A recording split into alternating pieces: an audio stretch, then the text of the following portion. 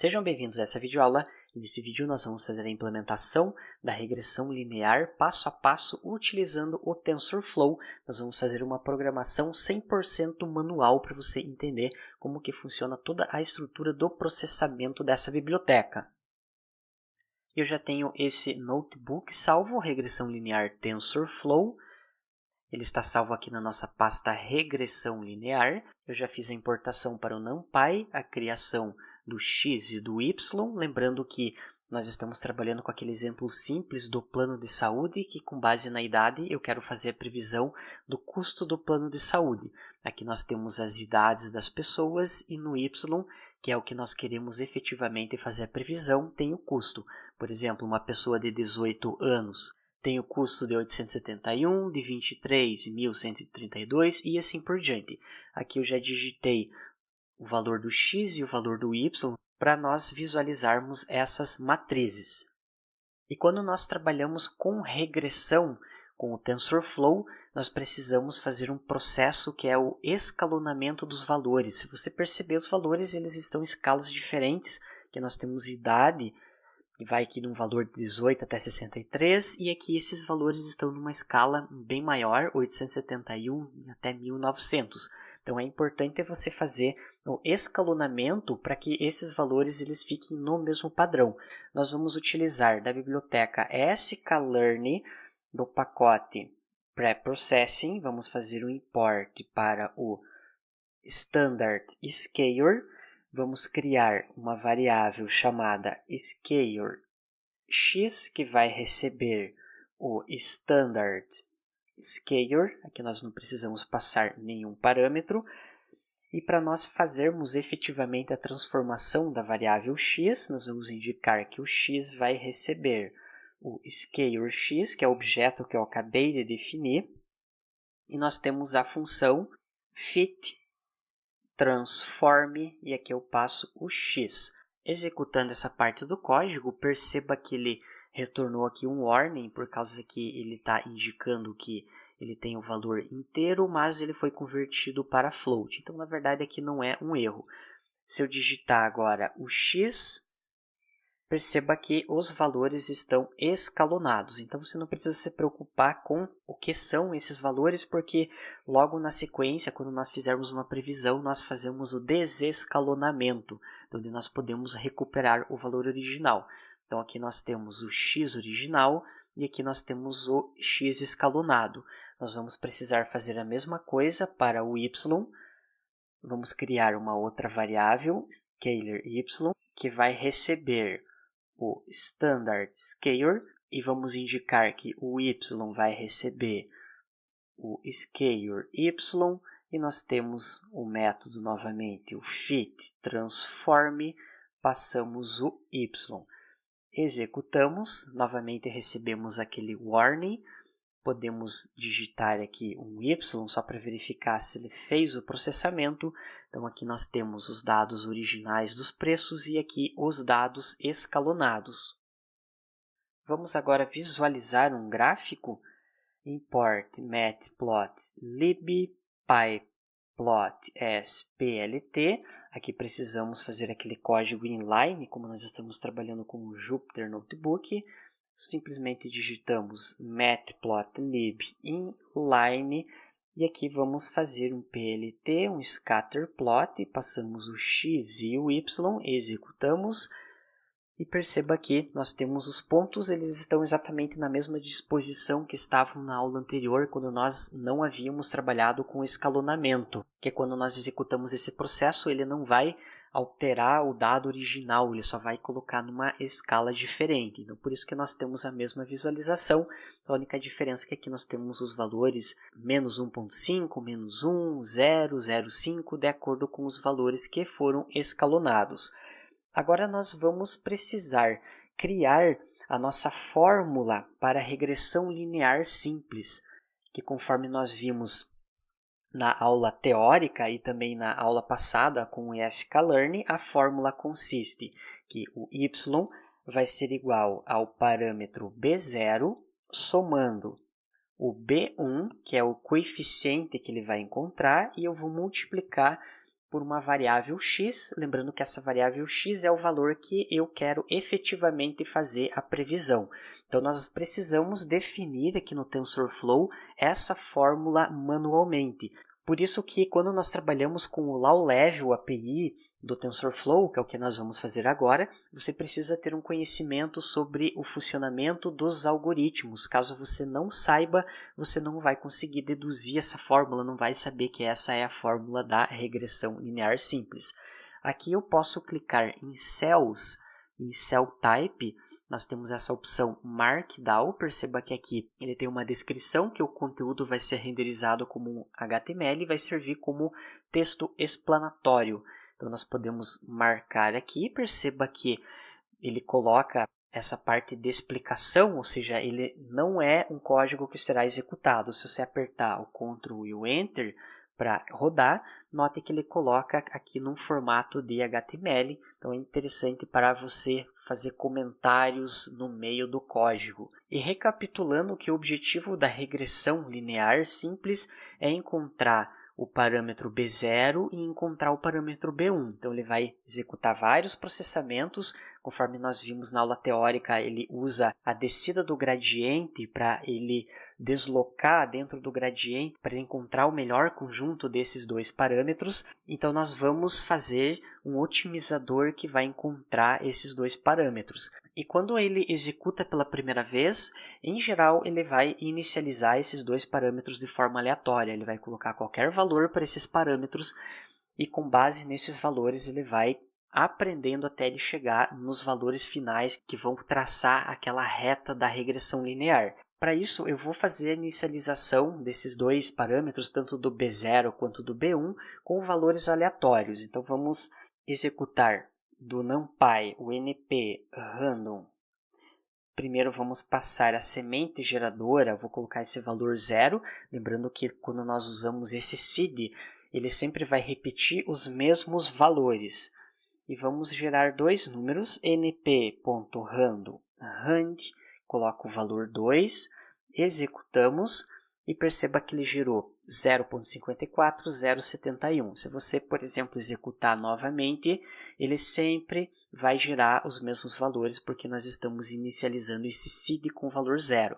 Se você, por exemplo, mudar o seed para o valor 1, perceba que nós já temos outros valores. Então, vou deixar aqui esses dois valores que serão o início do B0 e do B1. E nós estamos fazendo essa inicialização desses dois valores para você entender que internamente o algoritmo ele vai utilizar essas funções randômicas para ele gerar esses números aleatórios.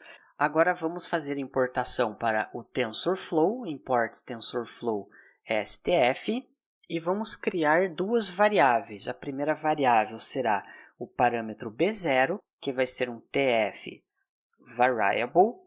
E aqui nós vamos inicializar com esse valor de 0.54, que foi o que nós encontramos acima, e vamos criar também a variável B1, tf variable, e vai ter o valor de 0.71. Lembrando que aqui você poderia colocar qualquer outro valor que você vai ter resultados similares. É importante salientar que nós usamos variáveis no TensorFlow quando estamos trabalhando com modelos de Machine Learning, porque nós queremos otimizar esses dois valores, aquilo que nós já tínhamos comentado anteriormente.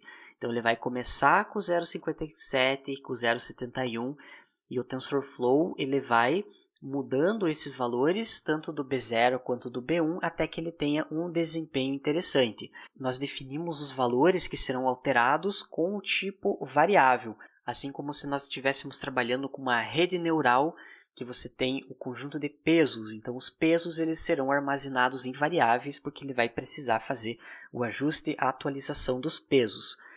Agora, nós vamos precisar uma maneira para calcular o erro.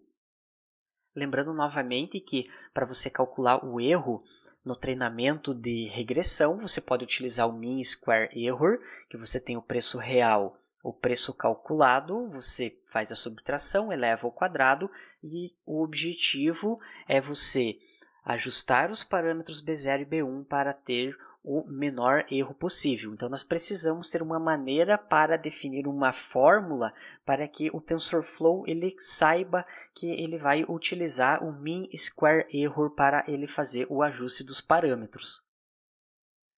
Eu vou criar agora uma fórmula chamada erro, uma operação, que vai receber TF. Aqui nós temos o pacote losses, que traduzindo significa perda, ou seja, as funções de custo estão nesse pacote.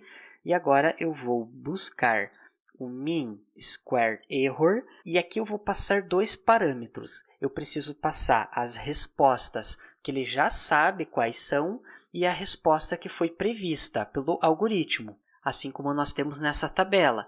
O 150 é a resposta real e aqui nós temos o 180, que é o preço calculado. A resposta real está aqui na nossa variável y. Então, aqui, primeiro parâmetro, eu vou passar o y.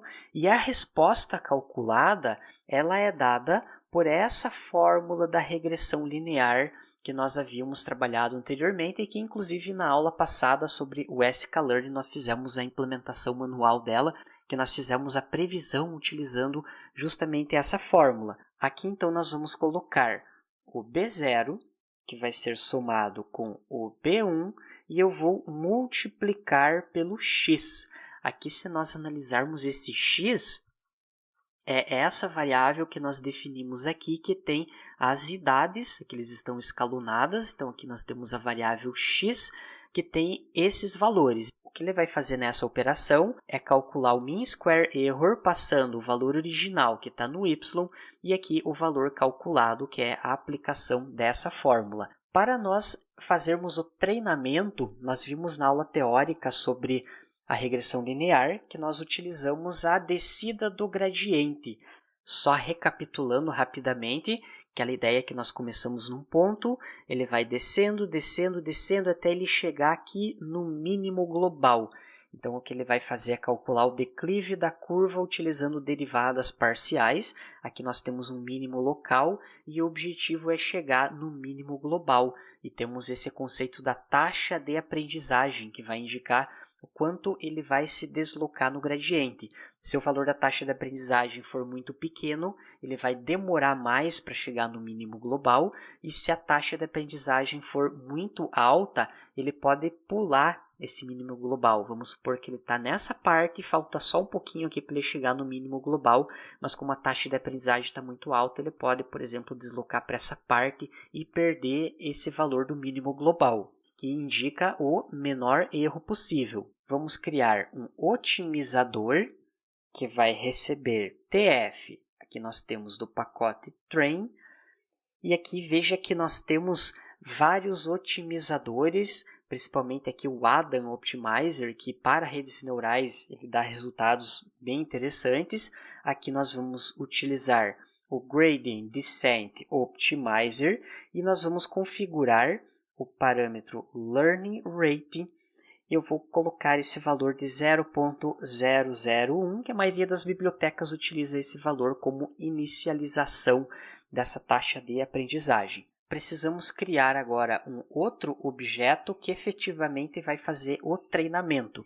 Que, lembrando que o treinamento e uma regressão linear é você utilizar a descida do gradiente para você encontrar o menor erro possível.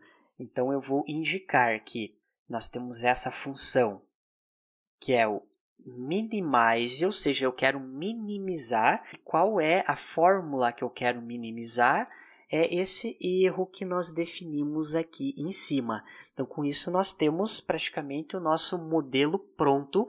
Lembrando que aqui ele não vai executar nada, que ele só executa quando estiver dentro de uma sessão. Então, nós estamos criando somente as fórmulas para a regressão linear. Só para você entender todas essas linhas de código, nós fazemos a minimização do erro, que usa o mean square error. E para você fazer a minimização do erro, nós criamos um Gradient Descent Optimizer. Por final, vamos precisar criar o objeto init para nós inicializarmos as variáveis. Então, aqui nós vamos chamar o Global Variables Initializer. Podemos agora rodar essa parte do código. Faltou um N aqui no Learning Rate, executamos. Perceba que ele não mostrou nenhuma mensagem, mas ele não deu mais nenhum erro, quer dizer que as nossas funções elas já estão prontas. Agora o que nós vamos precisar fazer é passar como parâmetro esses dados que estão aqui na minha variável x, na variável y, e nós fazermos todo esse processo de otimização para nós termos como resultado final o valor do B0 e o valor do B1. Isso nós vamos fazer na próxima aula. E com isso fechamos essa videoaula que nós definimos a estrutura inicial da regressão linear utilizando o TensorFlow. Obrigado e até a próxima aula!